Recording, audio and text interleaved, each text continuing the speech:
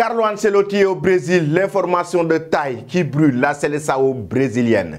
Bonjour à vous chers amis téléspectateurs d'Afrique Sport et bienvenue dans votre revue de presse quotidienne. Comme d'habitude, que vous soyez au travail ou à la maison, vous restez avec nous pour le tour de l'actualité sportive que nous allons débuter avec les éliminatoires de la CAN 2023 qui s'ouvrent même ce mercredi avec le programme, avec nos confrères de Sport News Africa qui reviennent sur le rattrapage du Bénin et de la Sierra Leone, mais aussi les débuts de Gernot Roch sur le banc des Guépards. Le Bénin va affronter le Rwanda à 15h GMT, Sierra Leone, Sao Tomé et Principe à 16h GMT. Voici le programme de la troisième journée de ces éliminatoires de la CAN 2023 de ce mercredi que vous pouvez dès à présent commencer à donner à prendre vos pronostics en commentaire. Dites-nous l'équipe qui va remporter la victoire entre le Bénin et le Rwanda. Moi, je donne favori à cette équipe béninoise qui est en train de revenir petit à petit en puissance, raison pour laquelle d'ailleurs ils ont appelé Gernot Roch pour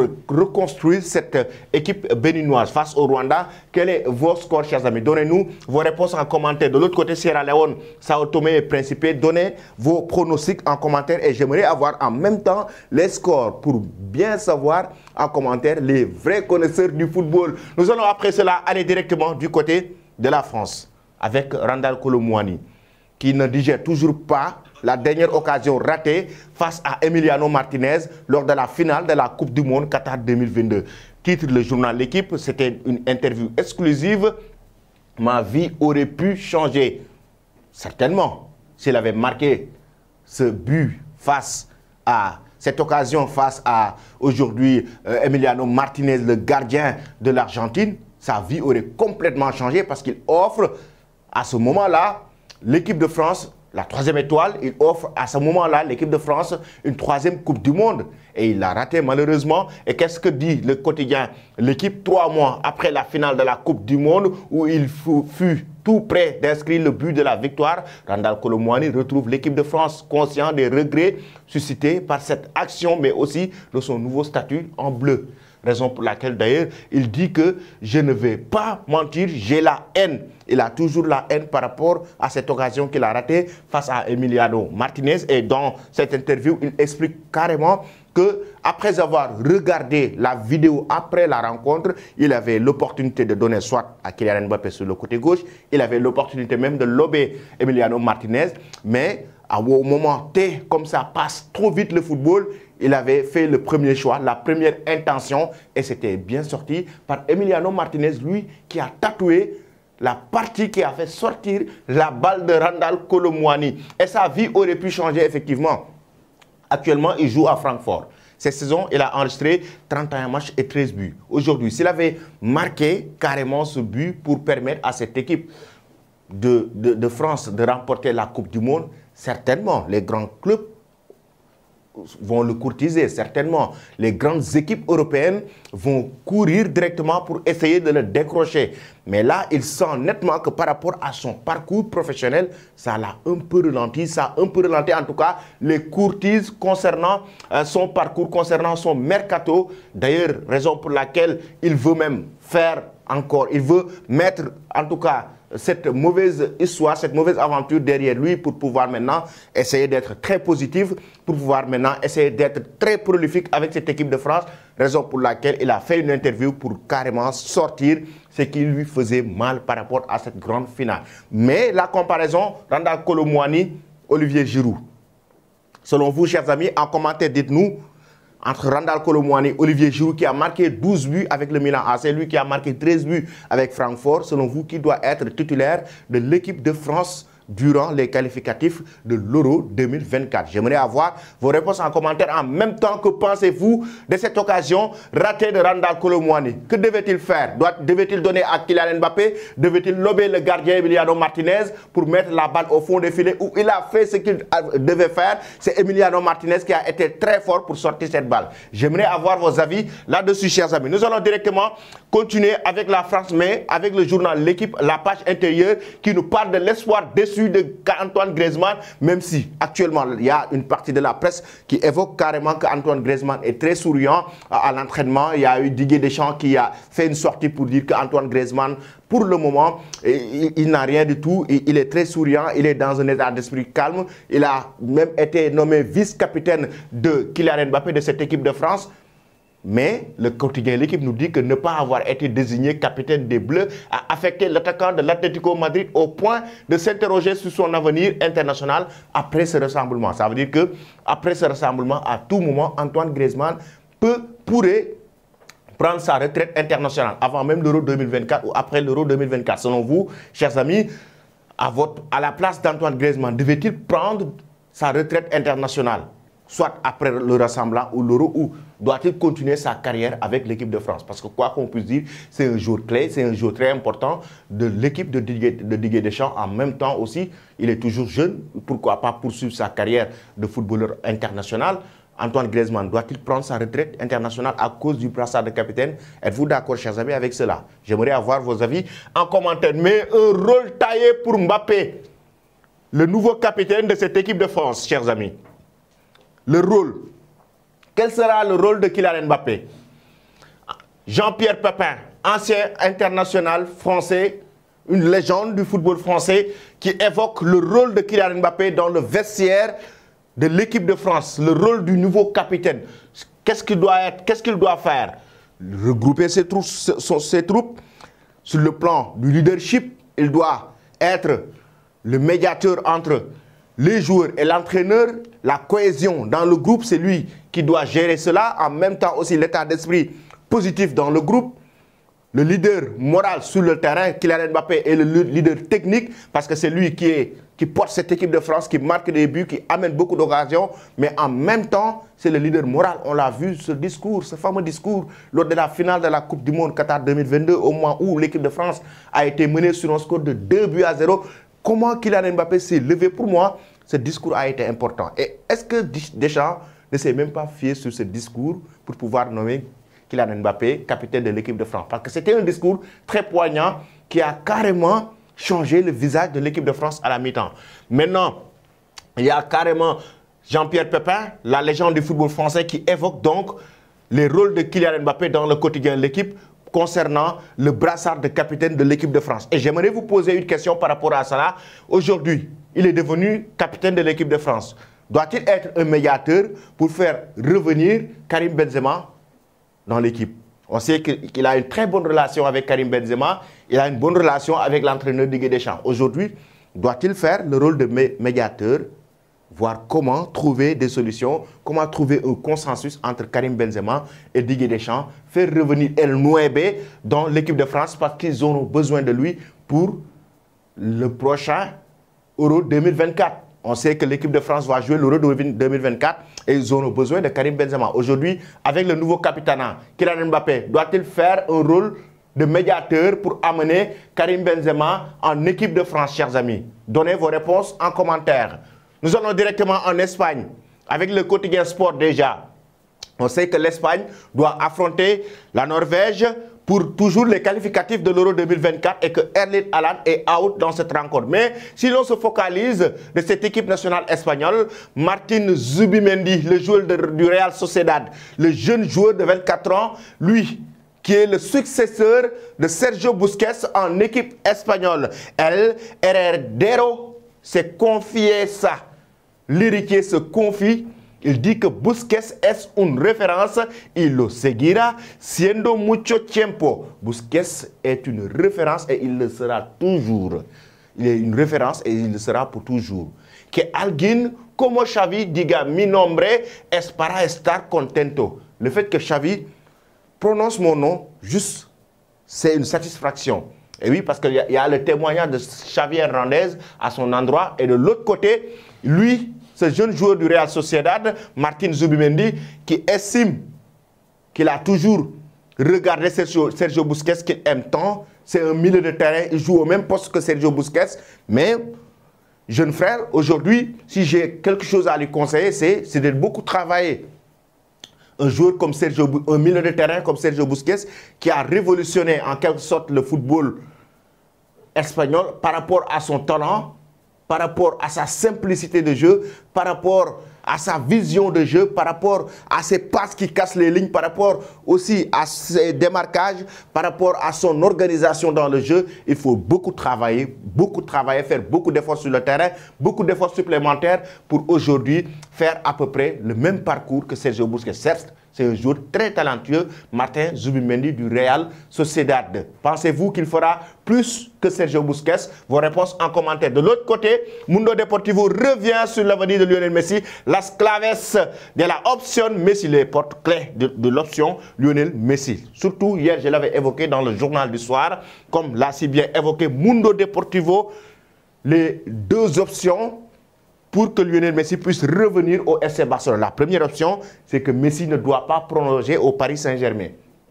Si toutefois, Messi ne prolonge pas au sein du club de la capitale française, le Barça serait prêt à faire une offre pour le faire revenir au club. La deuxième option, c'est quoi? Unu fija mas baja sumada a unu pourcentage. Si toutefois, Messi ne prolonge pas, le Barça va faire son possible pour le faire revenir non seulement, mais aussi son salaire qu'on va lui proposer sera réduit. On sait que le Barça a des difficultés sur le plan financier. Aujourd'hui, le Barça va lui proposer un salaire plus bas, mais ce n'est pas tout. Il va gagner sur le plan du sponsoring et du marketing. Il aura des pourcentages, comme l'a si bien évoqué le quotidien Mundo Deportivo. Il aura des pourcentages sur son image parce que le Barça va jouer sur son image pour faire des rentrées d'argent. Il aura des pourcentages sur l'aspect sponsoring et marketing du club et en même temps, Xavi va lui proposer le poste de milieu de terrain. Selon le Mundo Deportivo, Xavi va lui proposer le poste de milieu de terrain, ne pas jouer comme attaquant, mais plutôt comme milieu de terrain, un électron libre au sein du milieu de terrain du club catalan. Voici le vrai terme, un électron libre au milieu de terrain du club catalan. Aujourd'hui, selon vous, est-ce une bonne idée pour le Barça de faire revenir Lionel Messi? À 35 ans, aujourd'hui, Messi doit-il retourner au Barça? J'aimerais vraiment que les Catalans ou bien les supporters du Barça ou les amateurs du football, que vous me donnez vraiment vos avis par rapport à ça. Aujourd'hui, Messi au Barça, doit-il retourner? Est-ce bénéfique pour Messi? Est-ce bénéfique pour le Barça? Vos avis en commentaire, chers amis. Nous allons directement en Angleterre. Maintenant, pour évoquer la blessure déjà d'Erling Haaland qui terrorise Manchester City. On sait qu'Erling Haaland est forfait avec la Norvège pour rencontrer l'Espagne pour ses qualificatifs de l'Euro 2024. Haaland, une jury scare for City. La blessure d'Haaland terrorise, fait peur à Manchester City, comme l'a si bien évoqué Daily Express. De l'autre côté, Daily Sport nous dit Erling grown. Pourquoi? Parce que Erling, il s'est blessé à l'aine. L'aine d'Erling Haaland fait peur à cette équipe de Manchester City et de Pep Guardiola. Là, c'est une blessure. On sait que Manchester City va disputer après ce rassemblement, après les dates des matchs internationaux. On sait que Manchester City va renouer avec le championnat de la Premier League. Mais aussi, il y a un match important qui attend cette équipe de Manchester City, chers amis. Il y a la Ligue des Champions face au Bayern Munich qui attend cette équipe de Manchester City. Et si toutefois Erling Haaland est forfait pour cette rencontre, ce sera fatal. Mais hier, il y a l'entraîneur même de la Norvège qui a fait une sortie pour dire carrément, aujourd'hui, Erling Haaland, la façon dont il a quitté le rassemblement de la Norvège, il était vraiment triste. Même dans sa chambre d'hôtel, vers minuit, il était très triste, très déçu de quitter le rassemblement parce qu'il a eu cette blessure avec cette équipe de Manchester City le week-end dernier face à Brighton. Donc, raison pour laquelle il a essayé de faire son possible pour vraiment jouer avec son équipe nationale, l'amour du maillot qu'il porte. Mais malheureusement pour lui, la blessure lui contraint de déclarer forfait. Et selon la presse anglaise, ça terrorise et choque aujourd'hui. Ça fait peur à cette équipe de Manchester City parce qu'on sait qu'il y a la Ligue des Champions qui arrive, des rencontres très importantes, surtout les huitièmes de finale face au Bayern Munich, un match très déterminant. On sait que Erling Haaland a été aujourd'hui recruté par cette équipe des Sky Blues pour vraiment remporter la Ligue des Champions. De l'autre côté aussi, de la presse anglaise avec Daily Express qui revient sur Jack Grealish et Southgate, mais aussi l'Euro 2024. Grealish believes a trophy is close. Jack Grealish qui qui croit à la gloire de l'Angleterre pour l'Euro 2024. Raison pour laquelle d'ailleurs il y a l'affiche Italie-Angleterre déjà en fixation sur le quotidien Star Sport, mais aussi il y a le Golden Gate, la génération dorée de Southgate avec ses joueurs très talentueux comme Jack Grealish, comme Jude Bellingham. Jack Grealish is convinced Southgate is a manager to lead England to Euro glory. Il est convaincu que Southgate est le bon manager pour amener l'Angleterre à la gloire, surtout pour l'Euro 2024. Une compétition aujourd'hui que cette génération dorée, The Golden Gate, doit remporter aujourd'hui. On sait qu'ils n'ont pas remporté la dernière compétition, la dernière Coupe du Monde Qatar 2022 avec un effectif assez riche. L'Angleterre, de très bons joueurs capables de faire la différence à tout moment, chers amis. Très bons joueurs capables de faire la différence, que sur le plan défensif, que sur le plan offensif. L'Euro 2020, ils ne l'ont pas remporté en même temps. La Coupe du Monde, ils ne l'ont pas remporté. Aujourd'hui, leur fixation, leur objectif, c'est l'Euro 2024. Mais ce n'est pas tout. Ce n'est pas tout, chers amis, en Angleterre. Daily Express et Star Sport aussi, qui reviennent sur Manchester United. Le Cheikh Al-Thani. Ah oui. La famille Glazer qui met en vente aujourd'hui Manchester United. Et pour cela, il y a une somme qui a été annoncée, qui me fait peur personnellement. 5,5 milliards d'euros du Qatar pour acheter Manchester United. Moi, personnellement, ça me choque. Près de 6 milliards d'euros, comme l'a évoqué Star Sport, United share up for 6 milliards d'euros, chers amis. 6 milliards d'euros pour acheter cette équipe de Manchester United qui a été mise en vente par la famille Glazer. Le Qatar veut révolutionner cette équipe de Manchester United. Dès qu'ils mettront la main sur cette équipe de Manchester United, comme ils l'ont fait avec le Paris Saint-Germain, ça veut dire qu'il y aura des recrues XXL dans cette équipe des Red Devils, chers amis. Ils veulent révolutionner carrément Manchester United, l'équipe de la capitale. Ils veulent carrément récupérer cela et essayer maintenant de faire des recrues de classe mondiale, des joueurs de classe mondiale pour pouvoir remporter énormément de titres avec cette équipe des Red Devils. Êtes-vous d'accord avec cela? Le Qatar doit-il racheter Manchester United? Donnez vos avis en commentaire. En même temps, dites-nous aujourd'hui, est-ce que l'Angleterre peut remporter l'Euro 2024? J'aimerais aussi avoir vos avis par rapport à cela. Manchester United, les Qataris, après avoir acheté le Paris Saint-Germain, là ils sont sur Newcastle. Là maintenant c'est autour de Manchester United, 5,5 milliards d'euros. Une somme, chers amis, qui est juste incroyable. Nous allons parler maintenant de Carlo Ancelotti. La grosse information du côté de la Seleção brésilienne avec, oui, Carlos. Là, je vais être simple et très rapide pour vous dire qu'aujourd'hui, l'info est claire. Le Brésil veut recruter Carlo Ancelotti qui est actuellement l'entraîneur du Real Madrid.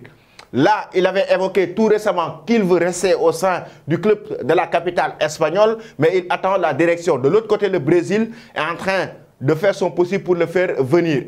Ederson, le gardien de la Seleção et gardien de Manchester City, à la conférence de presse, a lâché une bombe. Il a carrément été clair. Il a dit qu'il a discuté avec Militao, Vinicius Junior, il a discuté avec pas mal de joueurs brésiliens et que Carlo Ancelotti est sur le point de rejoindre la Seleção brésilienne. Ça veut dire que là, l'option est positive et c'est quelque chose de réel.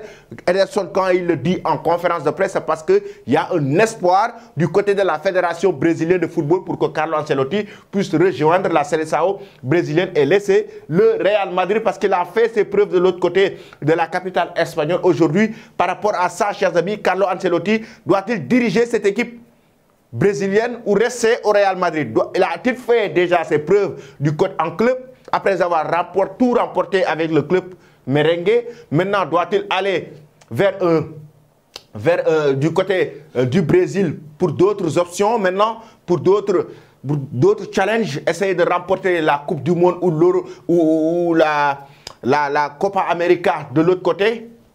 Doit-il le faire, chers amis? Est-ce que Carlo Ancelotti doit rejoindre le Brésil ou rester au sein du Real Madrid? C'est la question que j'attends de vous. Et le Santiago Bernabéu que je vais vous quitter avec le nouveau Santiago Bernabéu qui sera inauguré au mois de décembre prochain, notamment le 23 décembre. Regardez bien, c'est un bijou. Le nouveau bijou du club merengue. Le Santiago Bernabéu, chers amis, qui est pratiquement prêt et qui sera inauguré au mois de décembre prochain. C'est juste magnifique. Lorsqu'on voit comme ça l'image et l'intérieur, certainement doit être extraordinaire. On avait vu la maquette du stade Santiago Bernabéu, c'est juste incroyable. Restez connectés sur Afrique Sport pour ne rien rater de l'actualité. Abonnez-vous et très bonne journée.